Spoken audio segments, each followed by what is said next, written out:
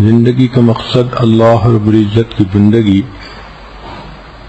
لہذا شادی شدہ زندگی میں مرد کی زندگی کے کئی کام ہوتے ہیں، مثلاً رزق حلال کمانا، حقوق العباد کو پورا کرنا، حقوق اللہ کو پورا کرنا، اشاعت دین کے لیے محنت کرنا، دین کا علم حاصل کرنا۔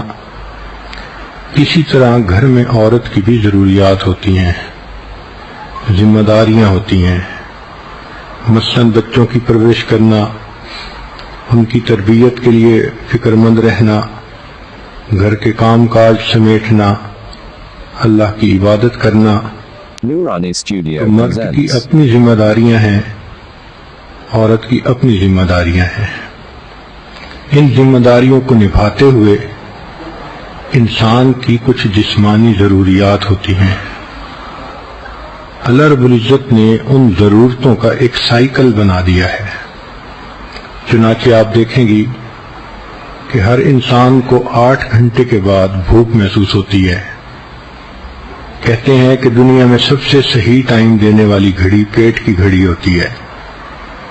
تو ایک انسان کھانا کھائے 6 گھنٹے 8 گھنٹے کے بعد پھر اس کو دوبارہ بھوک محسوس ہوتی ہے، اور یہ ری فیولنگ اس کو کرنی پڑتی ہے۔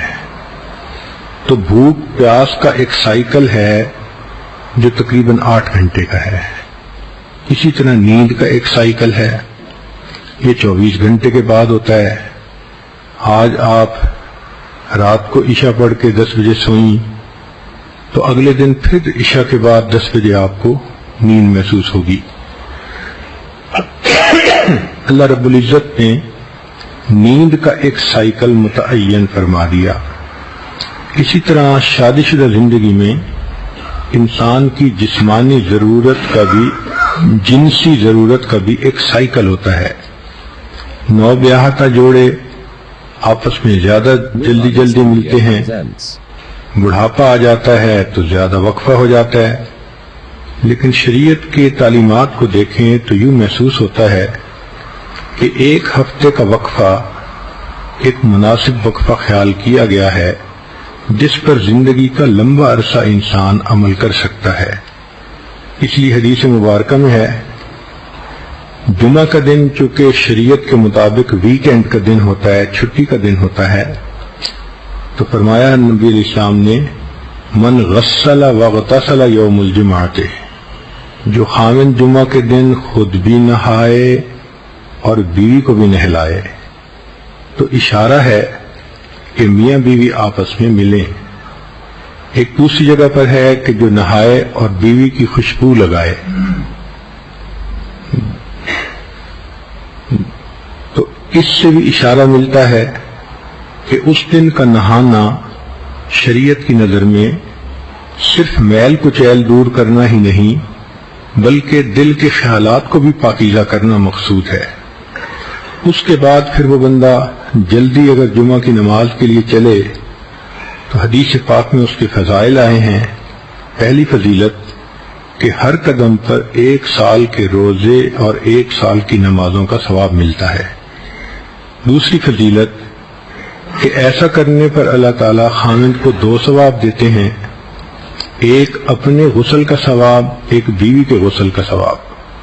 اور غسل کا ثواب دوسری حدیث میں ہے کہ انسان جب جنابت کا غسل کرتا ہے تو جتنے پانی کے قطرے جسم سے گرتے ہیں ہر ایک کے بدلے اللہ گناہوں کو معاف فرما دیتے ہیں۔ اور تیسرا انعام اللہ اس دن یہ دیتے ہیں کہ ایک جمعہ سے لے کے دوسرے جمعہ تک کے جتنے گناہ ہوتے ہیں اللہ تعالیٰ معاف فرما دیتے ہیں۔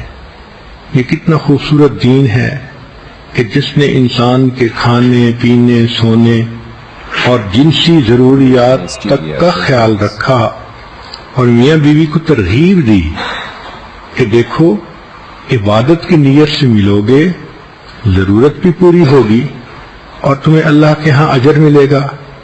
اس کو کہتے ہیں ہم خرما و ہم ثواب، کھجور بھی کھاؤ اور ثواب بھی پاؤ۔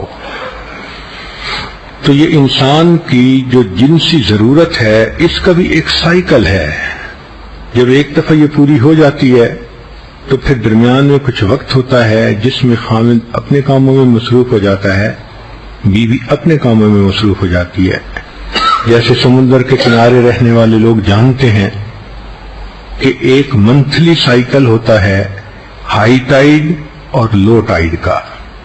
13، 14، 15 جب چاند کی تاریخ ہوتی ہے تو لہریں 10-10 فٹ اوپر اچھل اچھل کر آتی ہیں، اور جب پہلی تاریخ ہوتی ہے تو بالکل کام اینڈ کوائٹ ہوتا ہے۔ یہی انسان کی جنسی ضرورت کا معاملہ کہ عام طور پر جب انسان کی ضرورت پوری ہوتی ہے تو پھر لو ٹائیڈ کا وقت رہتا ہے، مگر کچھ وقفہ گزرنے کے بعد دوبارہ یہ ہائی ٹائیڈ ہو جاتی ہے۔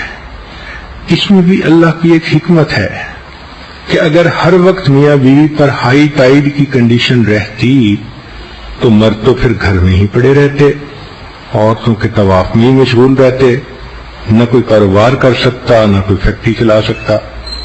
عورتوں کا بھی معاملہ اسی طرح کہ وہ بھی بچوں سے لاپرواہ ہوتی، ہر وقت خاوند کی بغل میں گھسی رہتی۔ تو اللہ رب العزت نے اتنی خوبصورت زندگی دی ہے کہ جس میں ہر چیز کا خیال رکھا گیا، تو وقفے سے صحت بھی برقرار، اور پھر وقفے سے ملنے سے محبت کا احساس بھی زیادہ ہوتا ہے۔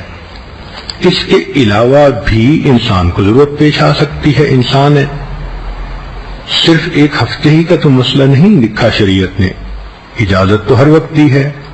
چنانچہ شریعت نے کہا کہ مرد اگر باہر پھر رہا ہو اور اس کی نظر کسی غیر محرم پر پھرے اور اس کے دل میں اس کا خیال آ جائے تو نبی اسلام نے فرمایا کہ اس کو چاہیے کہ گھر آئے اور اپنی بیوی سے مل لے، جو کچھ اس عورت کے پاس تھا وہی کچھ گھر میں بیوی کے پاس ہوگا۔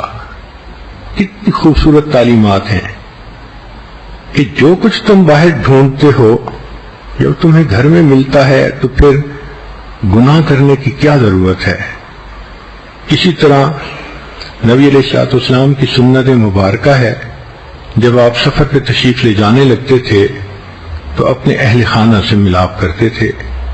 حدیث پاک میں ہے کہ حجۃ الوداع کے موقع پر نبی اسلام نے احرام باندھنا تھا تو جتنی ازواج مطہرات ساتھ تھیں اللہ کے حبیب صلی اللہ علیہ وسلم نے سب کے ساتھ وقت گزارا۔